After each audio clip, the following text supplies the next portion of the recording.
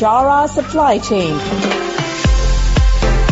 highlighting and showcasing solutions for the most complex challenges facing the industry in 21st century by our team of subject matter experts and mentors.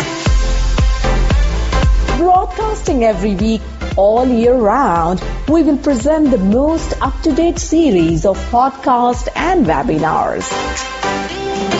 Hello and welcome to another episode Bicara Supply Chain. This is Nur Hadi, your host, and we got Sami. He is the procurement expert and founder of Procurement Excellence. In today's episode, I'm interviewing him about the Supplier Relationship Management, or SRM. This is very hot topic in procurement. So, yes, thank you very much for joining us, Sami. Thank you so much for having me. Thank you so much. Yeah. My pleasure. All right. So, can you please introduce yourself, your professional background? It's just like short introduction for us. Sure. My name is Sami bin Ghanem. I have been in the field of procurement for over 2 decades, managing various and complex commodities for different types of enterprises, dealing with hundreds of suppliers. I'm now working as a consultant, offering my services in procurement services, procurement and SRM as well. I have a company called Procurement Excellence, which is available on the website. Yes, thank you, Sami. So, talking about the SRMs, it is very important to understand on what reason we should implement the SRM. So, how do you see the importance for implementing the SRM in the recent day? Okay. Enterprises might have dealing and interacting with hundreds or probably thousands of suppliers, where those suppliers are actually expecting only to comply with the POs. We actually know very well that these suppliers can give more than PO commitment. So how can we do it? It's actually based on implementing SRM. After implementing SRM, the suppliers will be aware that the enterprise will fulfill the need of supplies through the interaction with the classified suppliers, underline the classified suppliers. So the suppliers will strive to be in the higher ranking. The objective of classifying suppliers is to make sure that they contribute on the enterprise strategies. So when you go into classified suppliers, it's going to be based on 2 factors, the performance and the business relationship. So the suppliers, in order to be, for example, strategic suppliers or partner suppliers and so on, they have to give an ideas, technology, solution in order to enhance and improve the enterprise, businesses, operations, and service, so on. This is very needed in our modern era, because in our modern era, the competition is quite intense among the enterprises.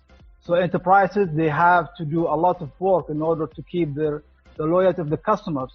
And depending on themselves to supply what the customer needs is actually not enough. They need a support from the outside.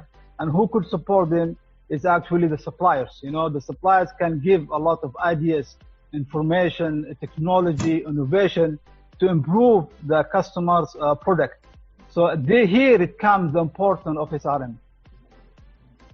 I see. Very interesting. So then what's a key success factor for implementing the good SRM? Can you tell us some key indicators? Yeah, sure. It is very simple. Enterprise has to believe that SRM is an entity similar like human resources, like finance. Once SRM is set as entity, it has to manage 3 core functions, which are inventory, physical and logic inventory, procurement, as well as supply quality. And it should be backed up with the policy and procedure and a good IT systems. So once the SRM is set, it's going to have a full engagement with all the suppliers in their database, and full engagement. So the supplier, they're going to be classified. So all suppliers who's dealing with the enterprise will be classified. Who's going to be a regular supplier, an approved supplier, a standard, a partner, a strategic. So it is very important for any enterprises to adopt SRM. It has to believe that SRM is an entity. I see. All right. So I know that you also wrote a book called The Journey to Supplier Management Relationship. So you have said in your book that SRM is a new generation of procurement. So how do you come up with this conclusion, Sam? Yeah, this is actually most of my colleagues they get annoyed with this one. Okay. But actually, it is a fact. The procurement in our modern era, it reached its limitations.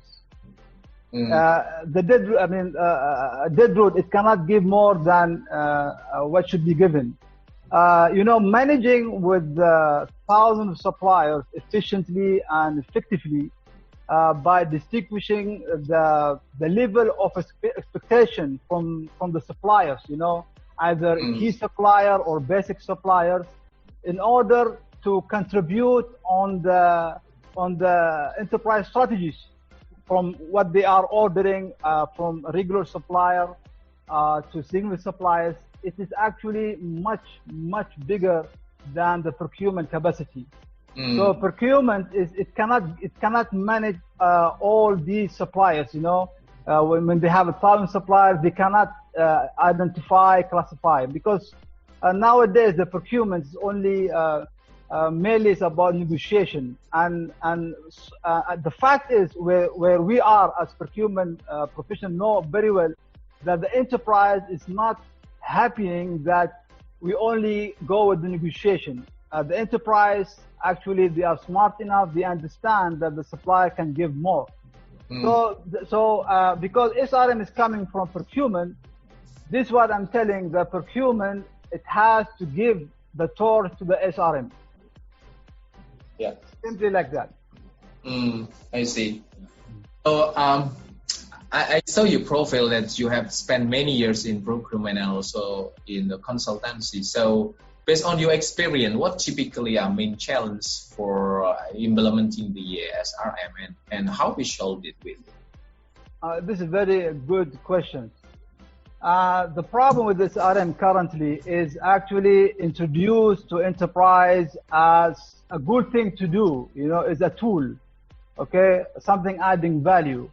And the work of SRM is not clear how to implement it, and it is present as it has to be under the wing of the procurement. So it never works. You might find, for example, take 1,000 companies and check if they have SRM. You're probably going to find only 0.5% from the 1,000. The reason is because the enterprise been introduced that SRM is as a tool, and the enterprise actually they have to change the culture of understanding that procurement can do everything. Procurement, it has limitations.